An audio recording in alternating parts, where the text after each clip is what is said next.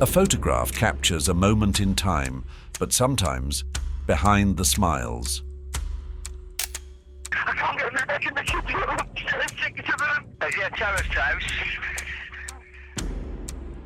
On May 11th, 2012, in the early hours of the morning, a fire would tear through this home in Derby, England.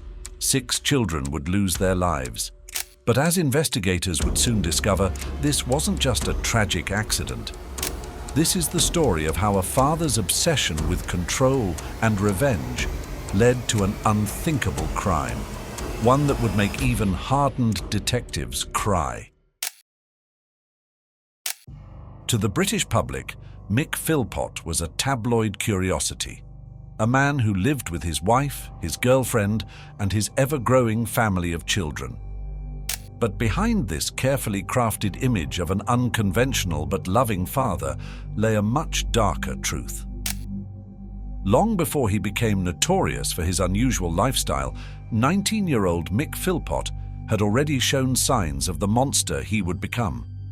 His first victim was a 15-year-old girl named Kim Hill. Kim thought she had found love. Instead, she had walked into a nightmare. The abuse started slowly, a push here, a slap there. But soon, Philpott's violence escalated. He broke her arm with a hammer for paying too much attention to a child she was minding. He shot her with a crossbow because he didn't like her dress. Even in public, no one dared intervene when he struck her across the face with a pool cue. Years later, Kim would say, "Don't say no to Mick Philpott. You don't say no to him. He doesn't understand the word." When Kim finally found the courage to leave him, Philpott's response would reveal his true nature. He went AWOL from the army, broke into her home, and attacked her in her bed. As Kim lay bleeding from 27 stab wounds, Philpott told arriving paramedics, "I wouldn't bother. She's a goner. I've done a good job on her." But the system failed to recognize the danger he posed. After serving just 3 years of his sentence, Philpott was released, and he wasn't done, not even close. Over the next 3 decades, Philpott would perfect his pattern of control, manipulation, and violence. He would father 17 children with multiple women. But to him, these weren't just families, they were commodities. Each new child meant more government benefits. Each new partner meant another source of income he could control. And as his empire grew, so did his need for absolute power over everyone in his life. By 2012, Philpott had settled into a 3-bedroom council house in Derby with his wife Mairead, his mistress Lisa Willis, and 11 children. But when one woman finally found the courage to break free, it would trigger a chain of events that would lead to an unthinkable tragedy. To maintain his growing empire of benefits and control, Mick Philpott had created something unprecedented. A household with 2 women and 11 children, all under his absolute authority. In 2003, Philpott married Mairead Duffy, a teenage single mother who thought she'd found her guardian angel. His mistress, Lisa Willis, served as bridesmaid. But this wasn't a story of modern polyamory. It was a calculated system of control. The arrangement was simple. Both women worked while Philpott stayed home. Both handed over their wages. Both surrendered their benefits. All while Philpott controlled every aspect of their lives. His control extended to the most intimate aspects of their lives. Philpott lived in a caravan in the garden where his wife and mistress would alternate nights with him. Conservative MP Anne Widdecombe, who spent a week documenting his lifestyle, noticed something disturbing. While the children played outside, tension was building within the walls of 18 Victory Road. Lisa Willis, who had come to the household as a vulnerable 16-year-old orphan, was beginning to see through Philpott's manipulation. In 2010, Philpott was cautioned for dragging Mairead outside by her hair. He hit Lisa with a piece of wood, threw hot coffee at her, and prevented her from speaking to any men. But the children kept the benefits flowing, and Philpott wasn't about to let that go. Then, on a cold February morning, Lisa made her move. She told Mairead she was taking her 5 children swimming. Instead, she did something that would shatter Philpott's carefully constructed world. She escaped. But Mick Philpott wasn't about to let go of his control, or his benefits, without a fight. And in his twisted mind, he began to formulate a plan that would have devastating consequences. After Lisa Willis fled with her 5 children, Mick Philpott's control began to crumble. A custody hearing was scheduled for May 11th, a date that would soon become tragically significant. But Philpott wasn't just losing control of Lisa's children. He was losing £1,000 per month in benefits. For a man whose entire identity was built on dominance and money, this was unthinkable. In the weeks leading up to the custody hearing, Philpott, along with his wife Mairead and their friend Paul Mosley, devised a plan. They would set fire to their own home while the children slept upstairs. Philpott would then heroically rescue them, framing Lisa for the arson. But before we continue with what happened next, we need to remember who these children were.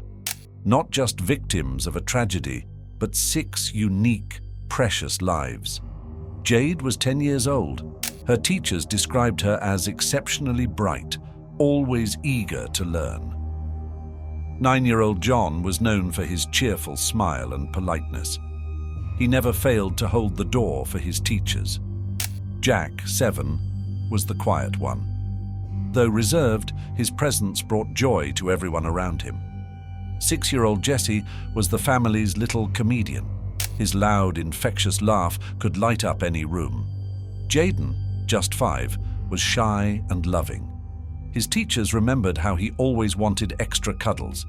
And 13-year-old Duane, Mairead's son from a previous relationship, had taken on the role of protector for his younger siblings. None of them knew that their father's desperate need for control would soon rob them of their futures.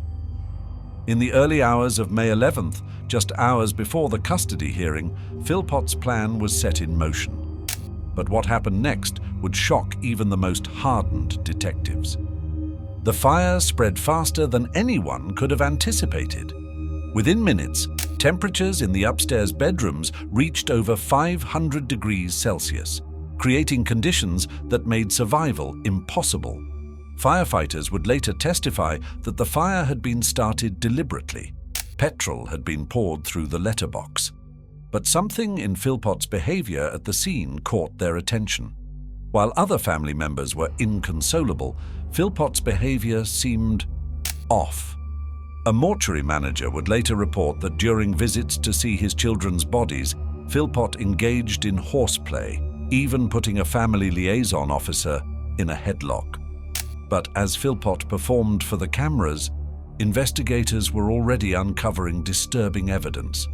A discarded petrol container and glove were discovered near the house. But the most damning evidence would come from Philpott himself. Police had placed recording devices in the hotel room where the Philpotts were staying. What they captured would reveal the truth behind the tragedy. The ladder found at the back of the house was part of Philpott's original plan. He had intended to climb up and rescue the children, painting himself as a hero. But the fire had spread too quickly, too intensely. His plan for revenge had turned into something far more horrific. Jade, John, Jack, Jesse, Jaden, and Duane, 6 innocent lives lost to their father's twisted need for control. But as investigators would soon discover, the horror of that night was just the beginning. As the true horror of what happened at 18 Victory Road became clear, the community that had once defended Mick Philpott watched in disbelief as the evidence mounted. The investigation revealed disturbing details about the night of the fire. Hours before setting the blaze, Philpott had orchestrated a sexual encounter between his wife Mairead and their accomplice Paul Mosley, a twisted attempt to ensure Mosley's loyalty to their plan. On April 2, 2013, justice finally came. Mick Philpott, Mairead Philpott, and Paul Mosley were found guilty of manslaughter. Philpott received a life sentence with a minimum of 15 years. His wife and Mosley each received 17-year sentences. But for many, the sentences seemed inadequate for the lives of 6 children. The tragedy exposed devastating failures in the system. Failures to recognize patterns of abuse, to protect vulnerable women and children, and to stop a man who had shown his capacity for violence decades earlier. In 2020, Mairead Philpott was released after serving just half her sentence. She was given a new identity for her protection. Paul Mosley was released in 2021, returned to prison for breaching parole, and was released again in 2023. But while some have found freedom, 6 children will never grow up, never graduate, never fall in love, never have families of their own.